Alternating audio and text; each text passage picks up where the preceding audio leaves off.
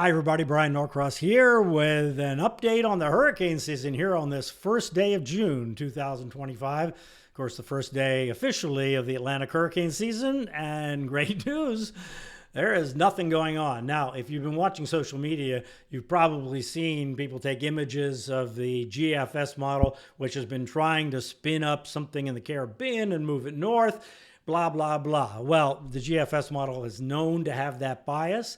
None of the other computer projections say that, including the most modern AI models. So we're not concerned about that at this point. Of course, we always keep an eye on it, but nothing for this week and probably for beyond that. So looking good at this point in the hurricane season. All right, let's take a look at it across the Atlantic. Look how clear it is out in here across the Caribbean, in the Gulf of Mexico. All clean and green, as they say, because there's a lot of dry air and high pressure out there. Big high pressure system has been dominant over the Atlantic, and the flow around that, like this, kind of noses into the Gulf. It's what's kept it exceptionally dry in South Florida, for example, here from April through May for the most part, except for the big deluge on Mother's Day weekend. But otherwise, high pressure has been dominating. Of course, high pressure is the opposite of tropical systems. They're low pressure, so this is one of the things keeping things under control. Beyond that, the flow around that is bringing dust across the Atlantic. Look at this big plume pushing into the Caribbean right now. And as we go through the next week, the dust just keeps on coming, which is what we expect this time of year, although these have been really good, healthy surges of dust. You're going to see it in Florida. Skies get kind of milky. Also along the Gulf Coast, there'll be some milky days coming up, but that's dusty, dry air in the atmosphere, and that will suppress any kind of thunderstorm activity and also any kind of tropical activity. So the dust is our friend to some degree. Also, out in the Atlantic this year, the water is quite cool out here. Now, this is dramatically cooler than it has been the last 2 years, but plenty warm in the Caribbean. So that's where we're going to look, as we normally do this time of year, if anything is going to develop, but there's nothing, as I said, in the works. Also, beyond the dust and the high pressure, we have these screaming upper level winds across the Gulf, across the Caribbean, and on across the Atlantic. So if anything did try and develop, it get ripped apart right away. So that's just a totally hostile wind condition. As we go forward in time, watch it, the band of wind kind of move, and it's there kind of permanently as we look here now. This is next Sunday, so a week from today. You notice the winds still come kind of strong across the Gulf, but not quite as strong, but still hostile for tropical development is the thinking of all the computer models, along with the other issues going on. But as those winds do tend to lighten up, this is when the GFS wants to spin something up.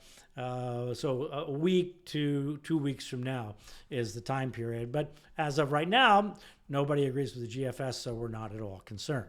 All right, now, in the Pacific, there is another area that might develop here, 40% chance of at least a tropical depression in this area, and a decent chance we're going to get Tropical Storm Barbara out of it. Could be a pretty healthy storm offshore of Mexico.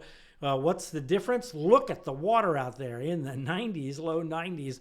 It's quite often very warm in that pocket offshore of Mexico, and this is why the Mexican or the Pacific, Eastern Pacific hurricane season starts on the 15th of May and not the 1st of June, because generally conditions are more conducive out there. And right now, look at the upper level winds there. See, there's this pocket in here of very light winds.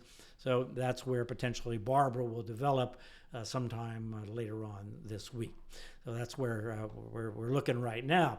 As far as the El Nino, La Nina, well, we're in this neutral condition, which just means we don't expect influence from that, either enhancement or suppression of hurricanes. That's where we look to see how the water temperature is, and you see a combination of blues and yellows, which means neutral. And in neutral years, with the El Nino, La Nina, we sometimes have a lot of storms in the Atlantic and sometimes have fewer. So we'll keep an eye on that and see if it edges toward La Nina, which tends to encourage more storms, but certainly nothing there right now. So there's where we stand in terms of the forecast According to NOAA, 13 to 19, same as CSU. 17, that's above average, which will be 14. Last year, remember, we ended up with 18 named storms, but 11 of them were hurricanes. So it's the hurricanes that really make a difference. And we are indeed forecasting, everybody's forecasting above normal hurricane activity. But if I had to put odds on it, I would say later in the hurricane season. Now, another thing I wanted to mention, we have lots of coverage of hurricane season on Fox Weather coming up, and we are also doing a special tomorrow night, so Monday, June 2nd at 9 p.m. I'm going to be taking your questions. We're calling that one Hurricane HQ and A.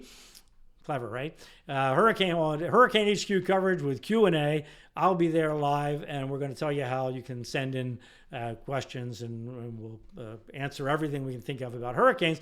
But today, Sunday afternoon, Ian Oliver is going to be honchoing there the Hurricane HQI on the season coverage, and I'll be there interviewing Dr. Mike Brennan from the National Hurricane Center. And, of course, we'll have full coverage all week of the first week of hurricane season 2025. That'll be on Fox Weather, and we'll keep you up to date right here as well. So, all right, stay with us. It's hurricane season. For now, everything is looking good.